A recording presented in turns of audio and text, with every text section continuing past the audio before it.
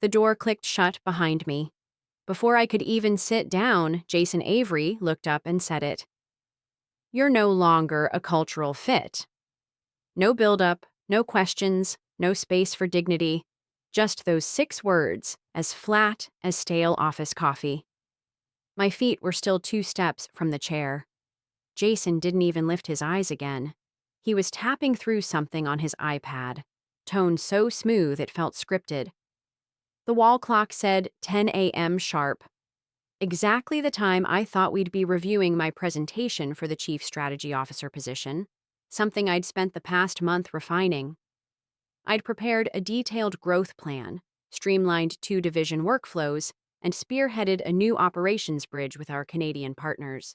I thought this meeting would mark the next chapter. Instead, it marked the end. "I'm sorry, what is this?" I asked, still standing. Jason sighed, finally glancing at me.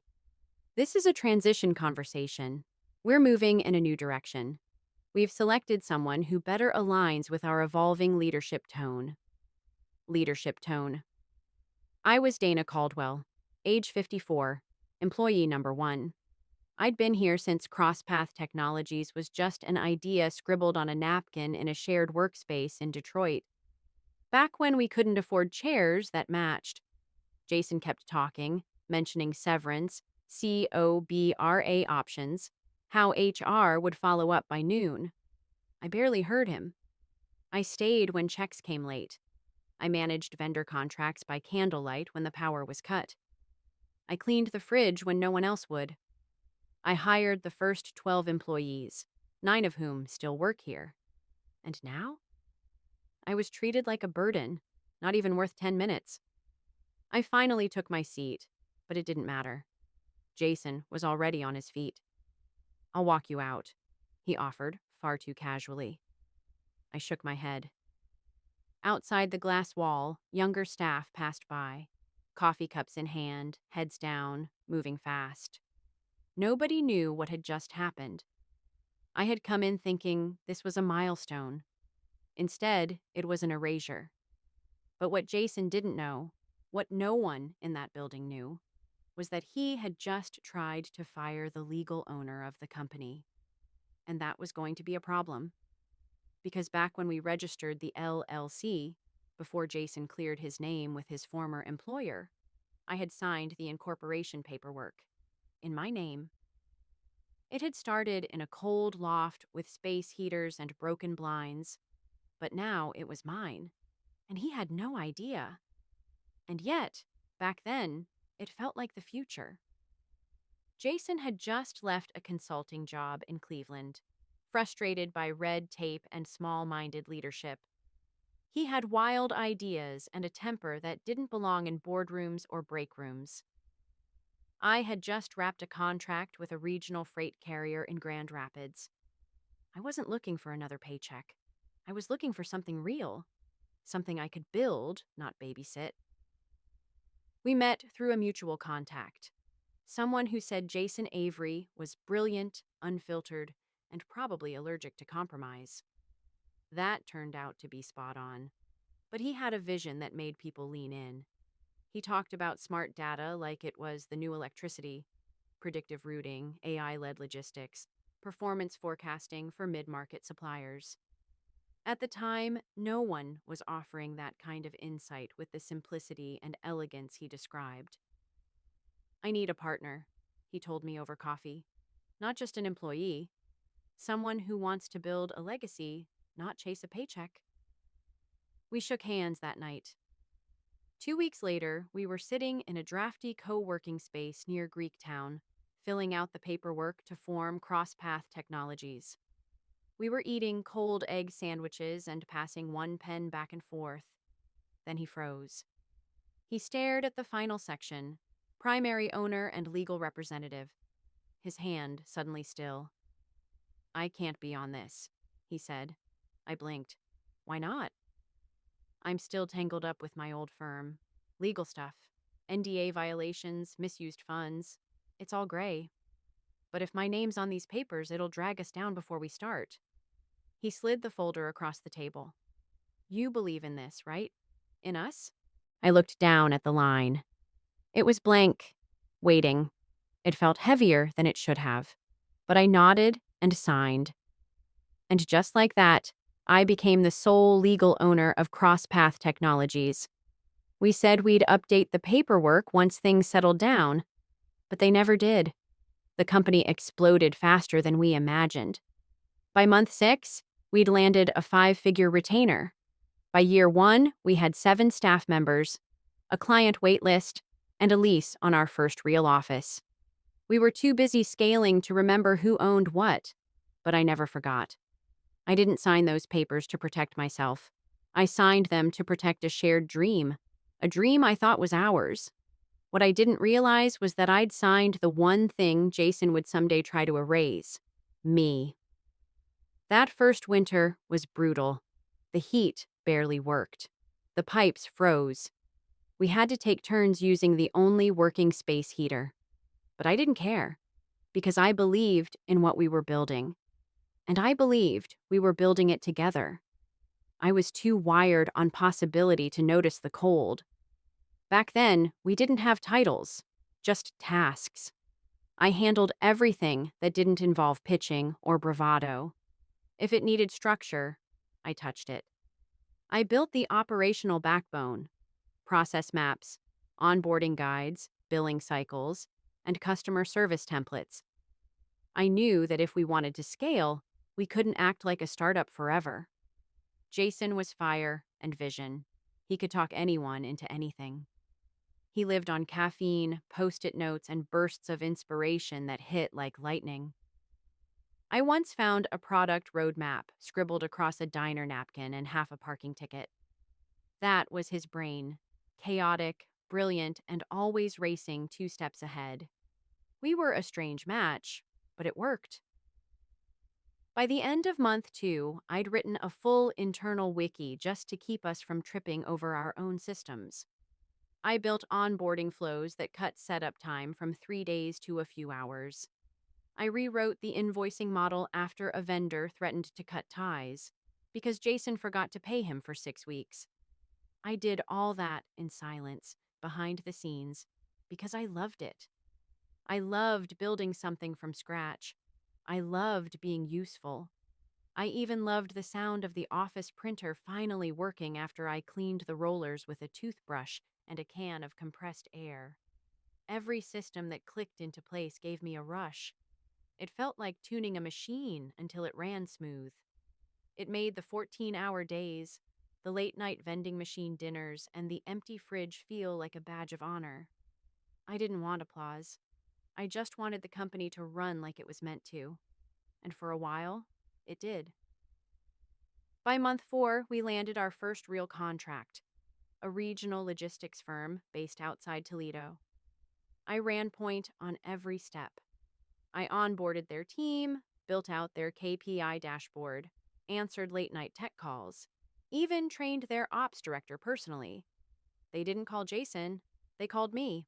He either didn't notice or didn't know how to acknowledge it. Because when we landed our first investor pitch, a room full of angel investors flown in from New York, Jason introduced me like this. "This is Dana. She handles operations support." I blinked once, then twice. Operations support? I'd written the implementation protocol that landed us in that room, but I smiled, said nothing, and took my seat. I told myself he was just simplifying. Investors didn't want complexity. They wanted the story of one man with a big idea. I wasn't the co-founder. I was the woman behind the curtain. And that night, as he opened a cheap bottle of champagne, I stayed behind and cleaned the meeting room alone. One of the investors stopped me at the elevator and said, "You're the one who keeps this place from falling apart, aren't you?" I laughed, more like the one holding it together with duct tape. He smiled. "Don't ever let him forget that." I didn't. But I also didn't remind him, because I believed it would come out eventually. I thought once we were stable, once Jason was ready to truly see the people around him, he'd recognize me. Not as the assistant, not as the support. If this chapter spoke to you, don't forget to subscribe. Because the next part of the story isn't just about what she reclaimed, it's about how she used it to change everything. But as the architect. That night, I poured another cup of coffee and went back to the system dashboard. There was always more to fix, and I loved it. Every broken piece was another reason to keep building. Even if no one else noticed, I was the one holding the wrench. It started with a missed email. Nothing major, at least not at first glance. Just a weekly project update on a client I'd been leading for 6 months. A recap I had designed and scheduled myself. Normally, I was CC'd automatically. I didn't even double check anymore. But that morning, something felt off. My inbox was too quiet. I searched the thread and found it. Everyone else was on it. The junior analyst, the new VP of Ops, even someone from marketing who didn't know the client's name. But not me. At first, I chalked it up to human error. I forwarded it to myself and marked it as unread, like that would undo the knot growing in my chest. Then I opened our project management board. That's when the real shift hit me. A new name, someone 2 rungs below me, was listed as lead on the account I'd personally secured. My name? Nowhere. I stared at the screen, not blinking. Something stirred deep inside, an instinct I'd trained myself to silence over the years. I always told myself to value competence over politics. But this wasn't a glitch. It was intentional. I started digging. What I found cracked everything open. My access permissions had changed. Files I'd created were now marked view only. The onboarding guide I built in year 2? Gone. Client notes I'd logged were now showing under someone else's user tag. Even my team reports, my language, my formatting, were being redistributed under a new template with no attribution. It didn't feel like streamlining. It felt like a cleansing. Still, I tried to rationalize. Companies evolve, systems adapt, roles shift.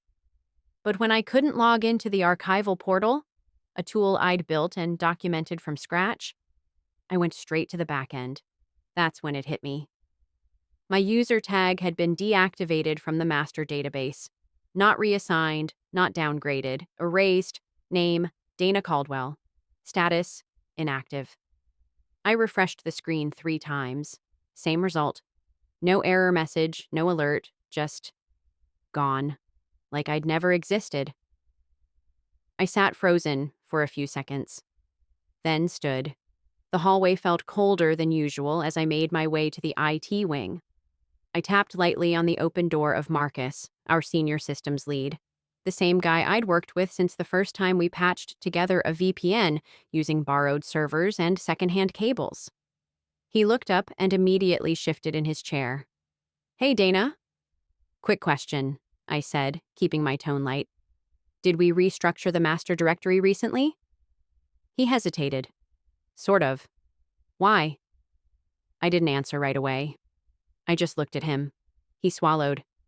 "I mean, Jason asked us to clean up some of the old admin permissions, legacy accounts and such." "Legacy," I repeated quietly. "Yeah, just some basic housekeeping." I gave a tight smile. "Sure. Nothing feels especially tidy." Later that afternoon, a meeting invite popped up. Q1 Strategic Alignment Session. I wasn't on it. My entire team was. So was the new VP of Ops, but not me. I closed my laptop slowly and leaned back in my chair. And for the first time in 15 years, I let myself ask the question I had buried for months. Am I being erased? Not through a memo, not through a confrontation, but inch by inch, access by access, until I disappeared completely. It didn't feel like paranoia anymore. It felt like confirmation. Still, I submitted my final proposal for the Chief Operating Officer role. I had memorized every word. 12 slides, 42 supporting documents, 3 proposed timelines, 2 contingency models. It was tight, scalable, unmistakably mine. I'd spent weeks weaving together a vision built on institutional knowledge only I had, because I'd lived it, built it, refined it. And when Jason smiled at me after reviewing it and said, "Look strong," I let myself believe. But belief is a setup for humiliation. At 10:02 a.m. the next morning, a ping lit up my screen. Subject: Please join us in welcoming our new Chief Operating Officer from Jason Avery, all staff. My heart paused. I opened the email and scanned. Name: Brittany Nolan. She'd been with us maybe 6 months, brought in from an outside logistics firm Jason had raved about. She was bright, energetic, and skilled at saying just the right things in meetings. I had trained her myself. I remembered her first week. She didn't even know how to log into our analytics dashboard, and now she was my boss. I scrolled down. Attached was her vision deck for the first 90 days. And on page 3, I saw my own chart. Identical, just without my name. Just a little PDF link at the bottom. I clicked it. Page 1, page 2. Page 3, my chart. Not just similar, identical. The same bar layout, the same KPI segments, even the footnotes I'd written citing year-over-year performance benchmarks. Brittany hadn't adapted my proposal. She'd copied it. No edits, no credit, just stripped of my name and sent out company-wide with a round of applause at 10:17 a.m. A Slack message from Jenna, my former intern, popped up a moment later. "Whoa, Brittany. That was unexpected. I really thought it'd be you. You okay?" I didn't reply. At 10:23 a.m., I heard cheering from the downstairs conference room. Jason was hosting an in-person welcome event. I hadn't been invited. At 10:41, Brittany appeared at my desk. She leaned in close, voice sticky, sweet. "I hope this isn't weird," she said, tilting her head just slightly. "You've always been so supportive, honestly.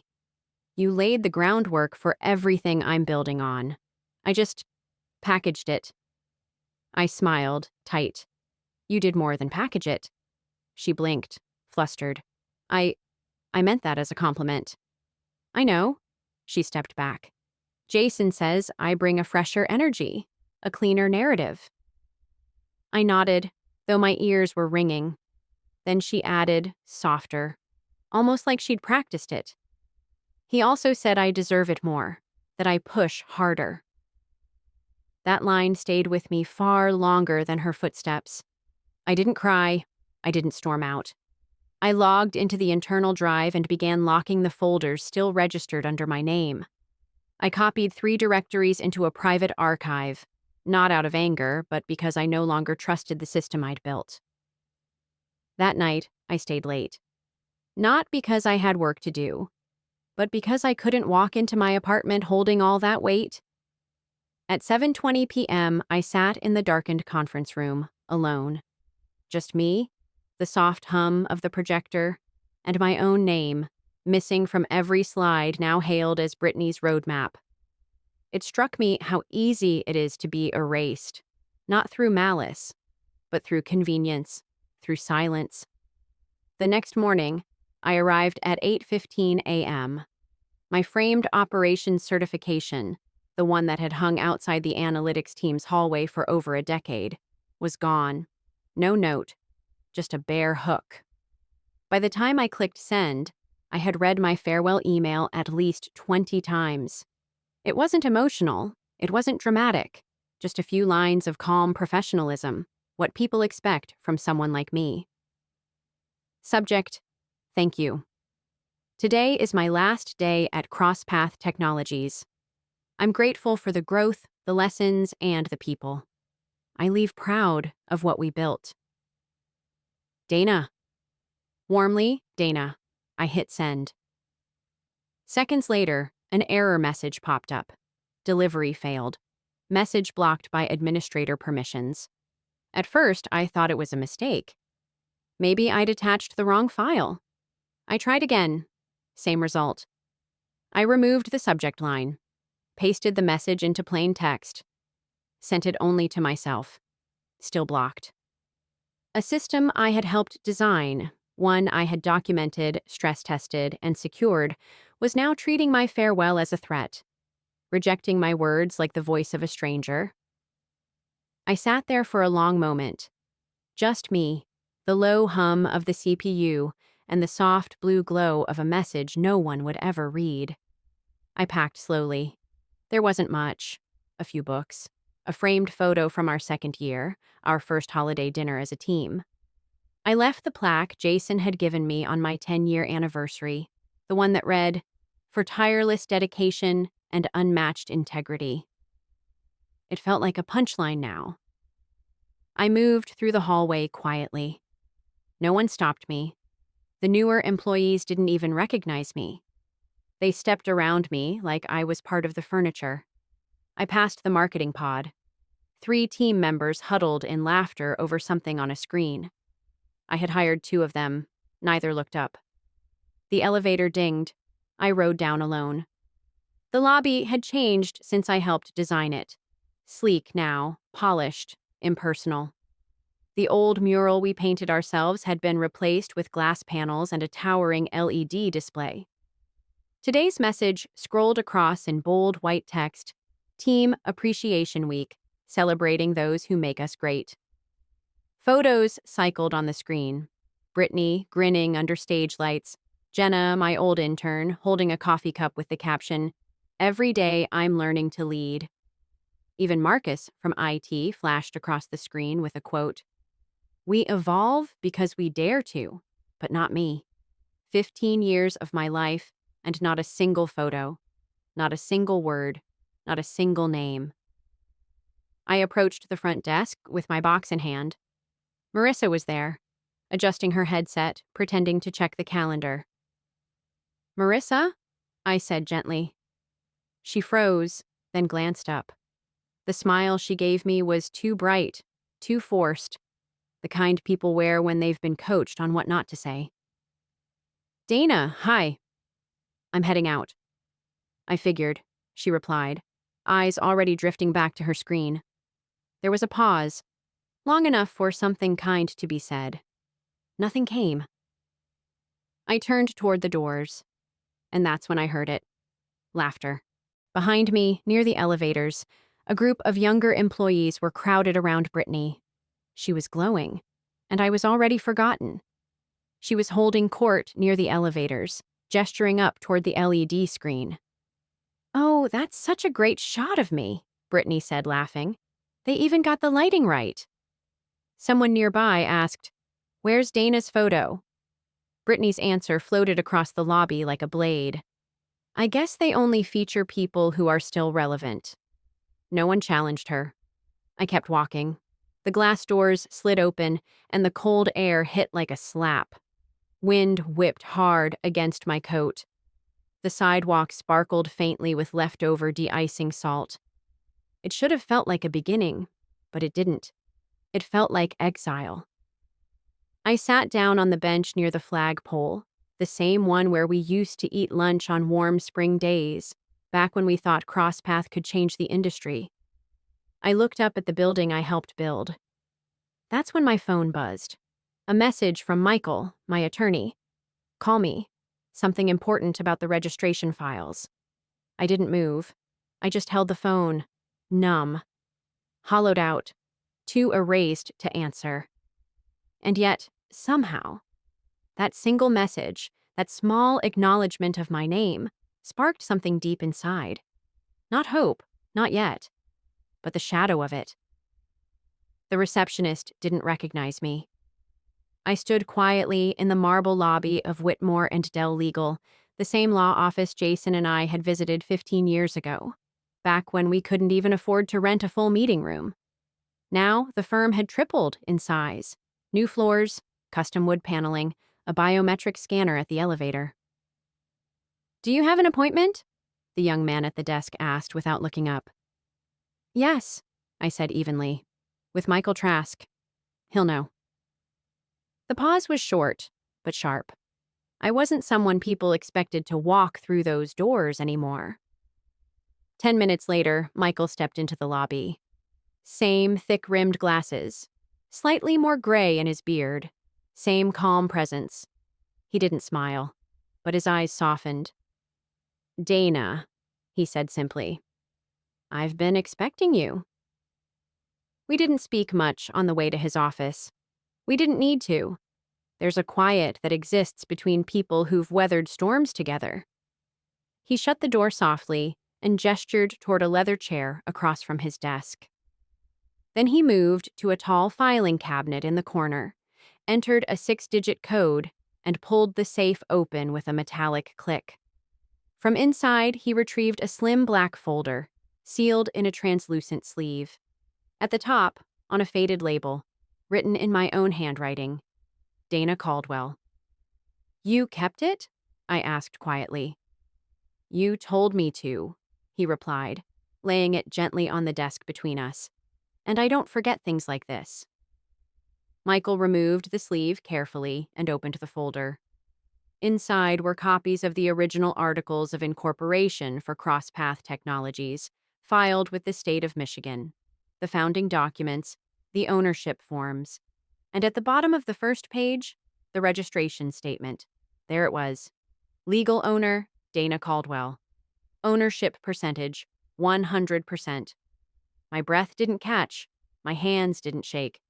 There was no rush of vindication, only quiet.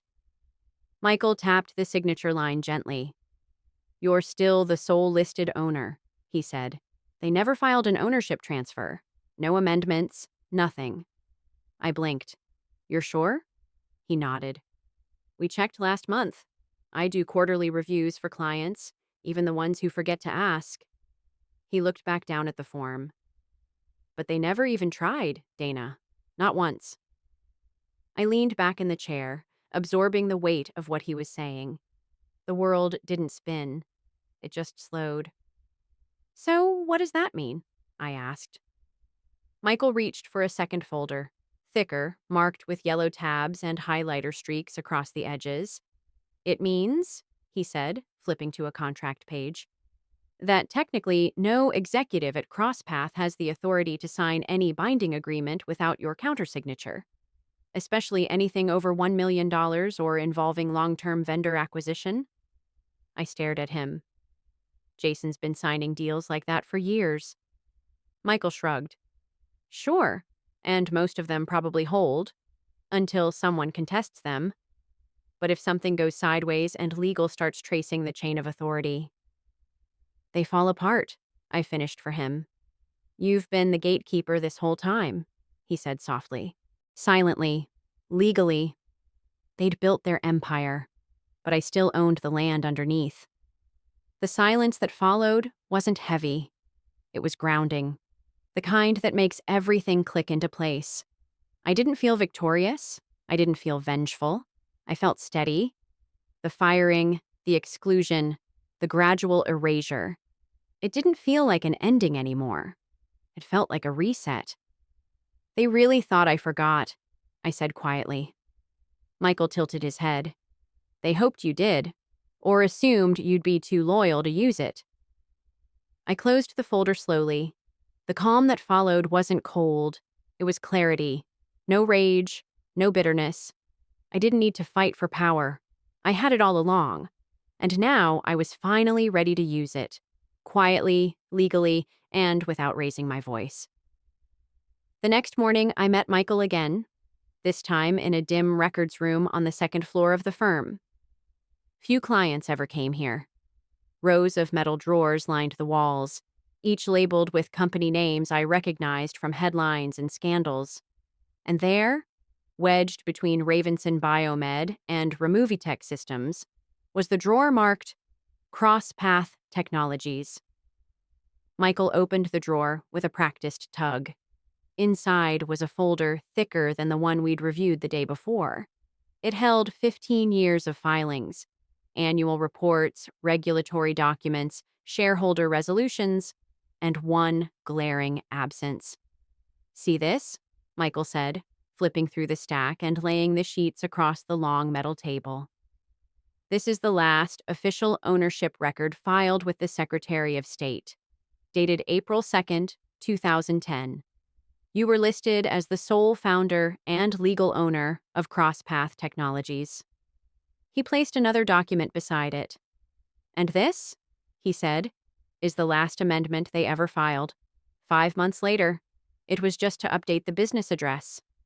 He paused, tapping the paper. No stock reallocation? No ownership dilution? No board reassignment? Not even a placeholder filing? I scanned the pages. Same signature lines, same header formats. Over a decade of operational growth stacked on top of paperwork no one had ever legally updated.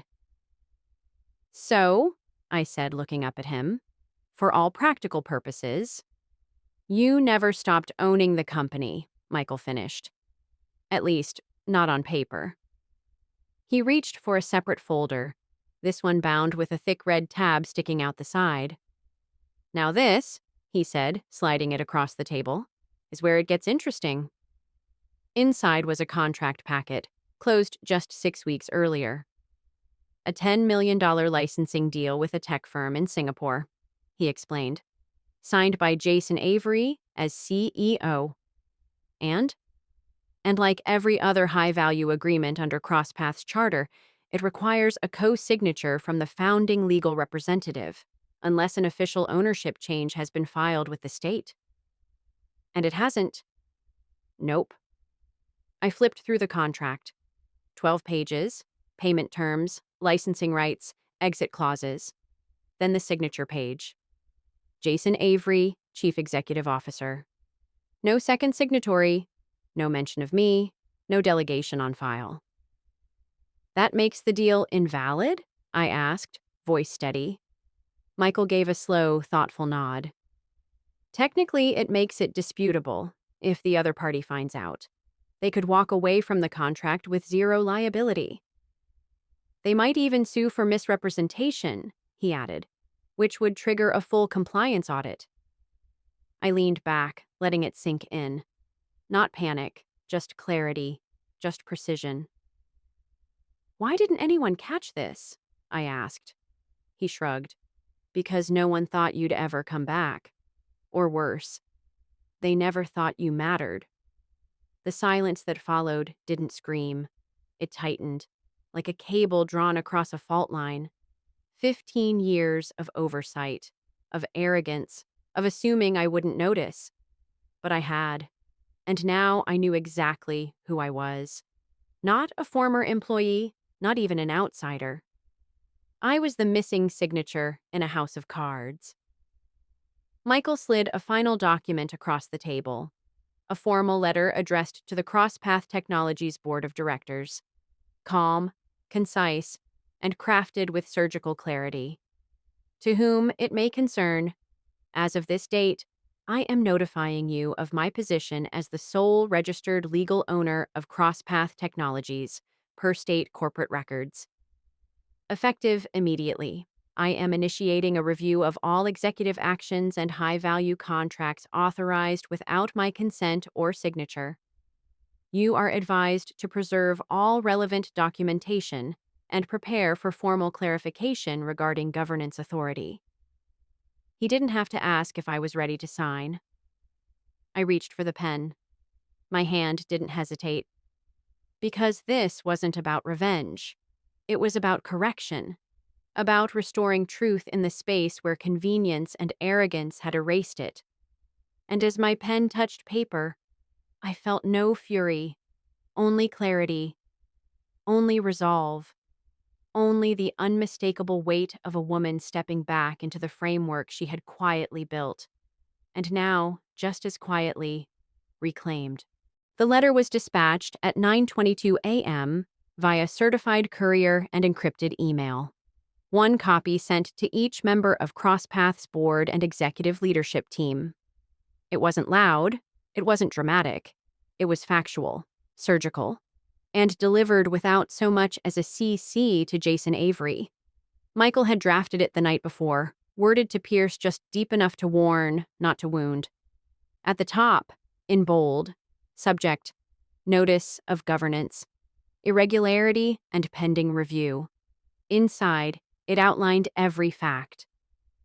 that I remained the sole legal owner of CrossPath Technologies, per Michigan's Public Corporate Registry, that no authorized ownership transfer had ever been filed, that, by company charter, all executive-level decisions, particularly those involving transactions above $5 million, required my signature, and that, effective immediately, a full review of 15 years of governance would commence. No legal threats, no bluffing, just the kind of quiet assertion that doesn't allow for denial. By 10:06 a.m., Jason had seen it. We knew because Michael's assistant forwarded the first reply, a hastily generated internal meeting invite accidentally CC'd to the original delivery thread. The subject line read, "We have a situation." No one replied to me. No apology, no clarification, no offer to discuss, just silence and scrambling. At 11:41 a.m., my phone rang. A number I didn't recognize, but something about the New York area code made me answer. "Ms. Caldwell?" a voice said. Warm, seasoned, polished in the way of someone who once owned a golf course and a quiet Senate seat. "This is Dana," I replied. "This is Stephen Linwood. I'm one of CrossPath's original Series A investors." I said nothing. "I've just been made aware of the letter you sent to the board this morning. Is it accurate?" "Yes." A pause. "Every word?" "Yes." Another pause. This one much deeper. "I see." Stephen Linwood's tone shifted. Less curiosity, more concern. "Huh. I was under the impression Jason Avery had full control of the company." "He does," I said. "Publicly. Operationally. Not legally." He exhaled slowly into the phone. The kind of long exhale that sounds like someone letting go of an illusion they'd clung to for too long. "I invested in CrossPath during the third round," he said. "Before the rebranding, back when you were still running it out of that shoebox space on Jefferson." "I remember," I replied. "You came in through Carter and Finley, right?" "You do remember," he said, voice catching with a hint of amusement. "Not many people do." "You were the one who set up the diligence data room," I added. "You asked for 5-year burn projections and got them in under 2 hours." He paused. "I assumed that was Jason's assistant," he said. I let the silence hang. "Well," he continued, voice shifting back to neutral, "that would explain the email I just received, the Singapore licensing deal. If what you've outlined is accurate, it may be unenforceable." "It is," I said. He didn't ask how I knew. He didn't need to. Stephen Linwood wasn't just an investor. He was the investor. Quiet, analytical, and ruthlessly influential. When he called, people adjusted. When he withdrew, companies collapsed. Then came something I didn't expect. "My daughter interned at CrossPath," he said. "Back in 2016, she was a junior at Wharton, said there was only one person at the company who made her feel like she mattered." I blinked. "Leah," he added. "That was her name." "I remember," I said softly. "You helped her prep for grad school interviews, stayed after hours, walked her through case questions, rewrote her resume?" "She got in," he said. "Full ride." A small smile crept across my face. "She deserved it." "You made a mark, Miss Caldwell. On her. On this company. And clearly in more ways than people realized." His voice hardened. "Jason doesn't know I'm calling you. He doesn't know I've already started calling others. I don't tolerate misrepresentation or incompetence. And if your claim holds, and I believe it does, you won't need to move the chessboard much further." "I'm not interested in revenge," I said, my tone calm, controlled. "I'm only here for restoration." "That," he said with quiet respect, "is exactly what makes you dangerous." We ended the call without pleasantries. I set the phone down slowly and looked out my apartment window. From this angle, I could see the top floor of the CrossPath building. Somewhere up there, Jason was pacing, calculating, unraveling, not because of anything I had shouted, but because of something far worse. I had stayed silent and let the facts speak for themselves. I hadn't stepped foot inside the CrossPath Technologies building in nearly a week, not since I left with a cardboard box and a silence so dense it clung to me like static. But this time, I wasn't walking in alone. I arrived at 9 a.m. sharp, just as scheduled. No sunglasses, no entourage, no theatrics, just a navy suit, low heels, and a calm expression honed over 15 years of being underestimated. Michael Trask walked beside me, leather briefcase in one hand, his phone in the other. On my opposite side was Ms. Annika Rhodes, a compliance officer from the Michigan Secretary of State's office. Gray suit, minimal makeup, a government ID clipped plainly to her lapel. She didn't smile. She didn't need to. Our presence wasn't loud. It didn't have to be. The tension in the building buzzed like static. As we entered the glass-paneled lobby, the security guard looked up and blinked twice, hand moving instinctively toward the desk phone. Maria, the same receptionist who hadn't looked me in the eye the day I left, stood up, face pale, lips parting. I nodded politely.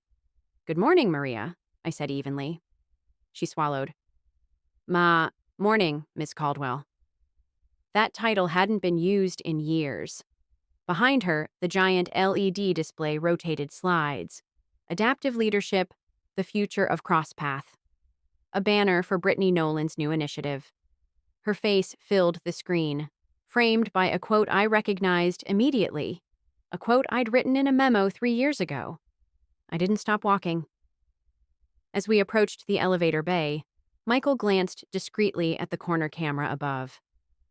"They've got full surveillance looping." "Good," I replied. "Evidence?" Number truth. The ride to the 12th floor was silent. The executive suite looked the same, just colder, less human, as if the walls themselves were recoiling from the chaos of the past 6 days. A young assistant, Ben, I remembered, rounded the corner and froze. "Miss Caldwell," he stammered. I didn't know you were coming." "That's all right, Ben," I said. "I scheduled through legal." "Right. Yes, they're in conference room B." Of course they were. Conference room B, the same space where Jason Avery had dismissed me in under a minute, like a meeting overdue for cancellation. Poetic. We walked slowly down the glass corridor. The executive wing's receptionist didn't speak.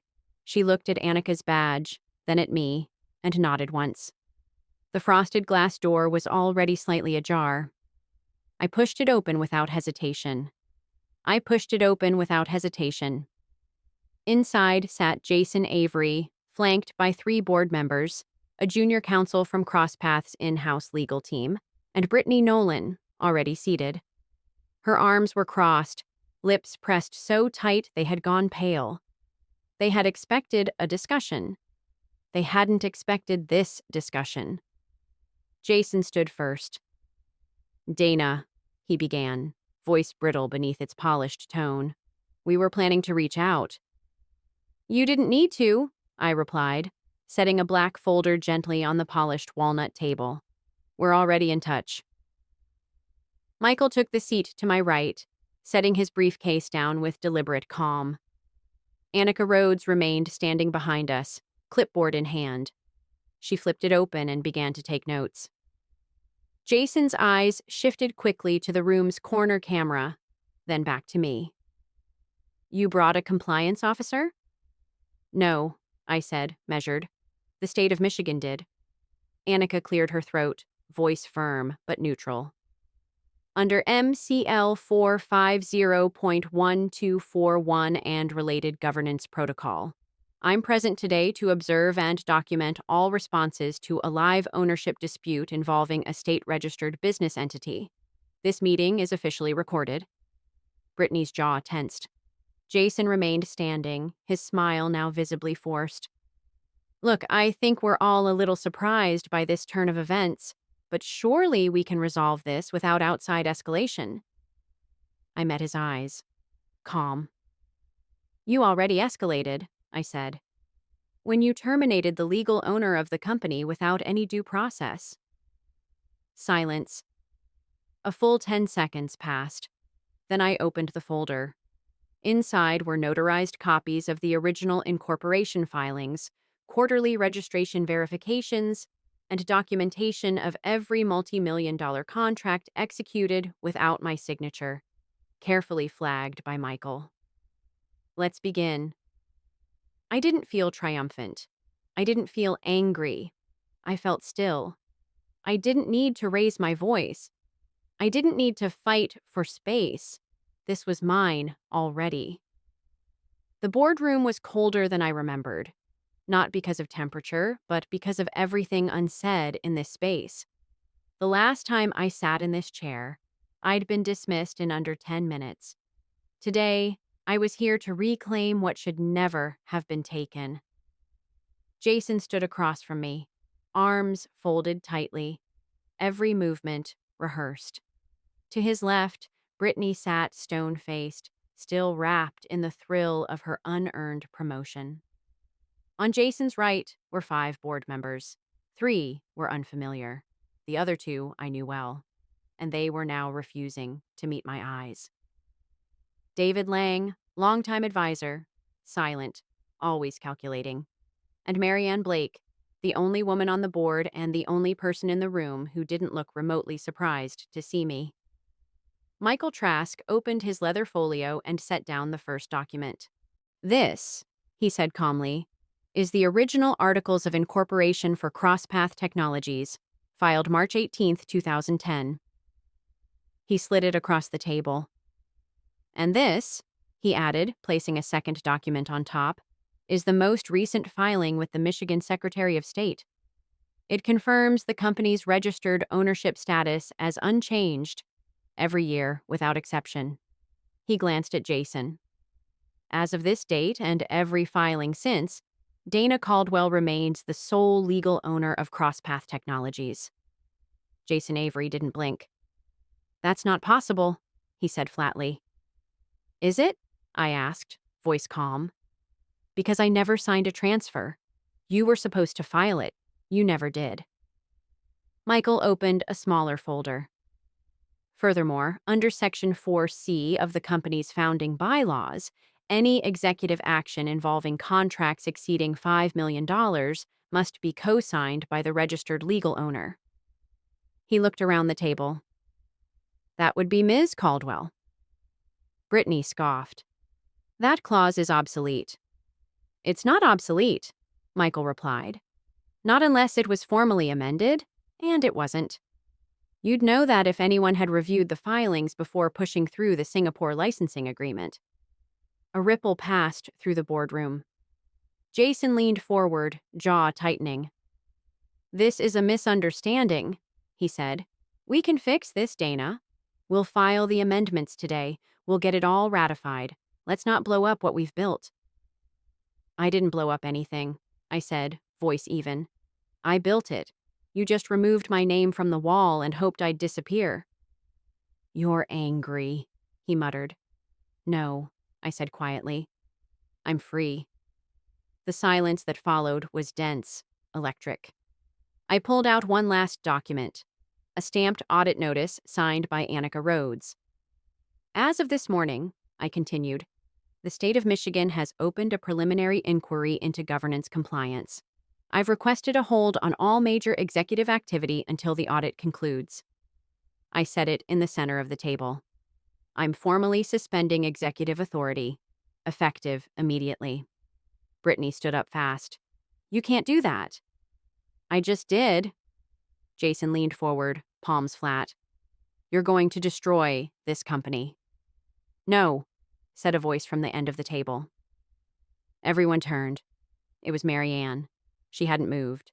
Hands folded neatly, eyes steady. I've known about this for over a year, she said. All eyes turned toward Jason. Marianne's voice was even, but carried force. I found the discrepancy during a due diligence scan last spring, she said. I brought it to your attention. Jason's jaw clenched. You never... I did, she said, louder now. And you told me it was a clerical backlog. You said the filings were just delayed in processing. But you knew. You covered it. She looked directly at me. Dana, you weren't erased. You were buried. Something inside me loosened. Not anger, not triumph, just relief. Someone had finally said it, out loud, in that room, with all of them watching. Marianne took a breath. I didn't speak up when I should have. That's on me. But I'm speaking now. She turned to the board. I move to initiate a formal compliance review and suspend all executive powers currently held by Jason Avery until ownership is legally clarified. I second the motion, David Lang added, his voice low but resolute. Michael nodded, his expression unreadable. That action satisfies the legal threshold to delay a formal court injunction, he said. It also protects the board from liability in the interim. Jason stepped back from the table. His mouth opened, but no words followed. For once, the man who built his reputation on spinning truth had nothing left to spin. Brittany dropped back into her seat. Her confidence evaporated. I stood slowly. My eyes scanned the room one final time. No applause, no cheers, just truth, quiet, sharp, and complete. I gathered the documents into my folder and buttoned my blazer. I'll see you all next week, I said. Bring transparency, not loyalty. Then I turned, walking out, not in victory, but in clarity. The glass door clicked shut behind me like punctuation, not on a war, on a restoration. The office hallway looked unfamiliar, not because it had changed, but because I had. The same skyline peeked through the windows, the same etched logo on the glass. But the woman returning now? She wasn't surviving anymore. She was leading. I arrived at 8 a.m. sharp the next morning. No cameras, no welcoming committee. Just quiet. Sunlight cut across the glass desk like a ribbon. I set my leather bag down, exhaled slowly, and looked around. The office was minimalist. Still, mine. After the board's decision, everything had moved quickly. Filings submitted, contracts re-reviewed, authority transitioned back to me. I didn't yell, I didn't retaliate, I just resumed my place, like I had never left. I didn't issue sweeping declarations. I didn't clean house. I just reclaimed the foundation and let the structure realign itself. That morning, I opened my inbox. There it was, Dana Caldwell, founder and acting CEO, anchored in the signature line. The same email that had been deactivated a week earlier now blinked with restored purpose, like even the system had remembered who I was. Meetings reappeared on the calendar. Messages poured in. Most were procedural, budget reviews, project resets, compliance touchpoints, but a few were personal. Can we talk when you have time? Welcome back. I should have said something. I answered every message, calmly, with clarity, and with kindness, because I didn't return to punish people. I came back to reset the culture, to show what real accountability looked like. At 8:12 a.m., a gentle knock. Maria stepped in holding a coffee. Her fingers trembled slightly as she set the paper cup on my desk. I wasn't sure how you take it anymore, she said, voice barely above a whisper. Still black, I replied with a faint smile. She noticed something on my planner. Her eyes paused at the top of the page where Michael had scribbled a note in neat capital letters. Day 1. Nothing left to prove. A quiet nod from a man who had seen every phase of this journey. Maria looked up again. I'm glad you're back, she said. I'm glad you said that, I told her. She gave a small smile and left without another word. I wrapped my hands around the cup, the warmth radiating through my fingers like the slow thaw of a Michigan spring. No one was watching. No one needed to. This wasn't a performance. Outside, Cross Paths halls felt different. Not louder, just steadier. For the first time in years, the place wasn't tense. It was breathing again. By 8:30 a.m., I had outlined a new internal review strategy, reactivated an employee mentorship initiative we had quietly shelved, and reinstated 2 department leads who'd all but disappeared under Jason Avery's shadow. Not for applause, but because that's what a leader does. If you've made it this far, thank you for listening, for bearing witness, for holding space. I didn't share this story for sympathy. I shared it because I know I'm not the only one. Maybe you've been overlooked, passed over, dismissed, or told to wait your turn while someone else claimed your work. Maybe you've stayed silent just to keep the peace. I know what that silence costs. If my story stirred something in you, if you saw yourself in even a small part of it, I'd be honored to hear from you in the comments. Your words matter. Let's make this a place where quiet strength doesn't go unnoticed. Tell me what you would have done. Tell me what you've survived. Tell me what you're still building, quietly, patiently, behind the scenes. And if you believe women like me, people who are too often erased, ignored, or underestimated, deserve to be heard, then share this with a friend, with someone who needs the reminder. Because there's power in knowing we're not alone. There's healing in saying, I've been there too. And if you haven't already, hit subscribe. Not for me, for the next story. Because the next voice might be yours, or your sister's, or your co-workers, or the woman still sitting at the edge of the room waiting to be seen. The truth is, we don't need permission to lead. We never did. We just needed to remember we were always allowed to take up space. So here's my advice. Never confuse silence with weakness. Sometimes it's the most strategic move you'll ever make. Stay steady. Stay ready. And when the time comes to reclaim your place, walk in without apology. You've already earned the seat. Dana Caldwell, founder and CEO, CrossPath Technologies.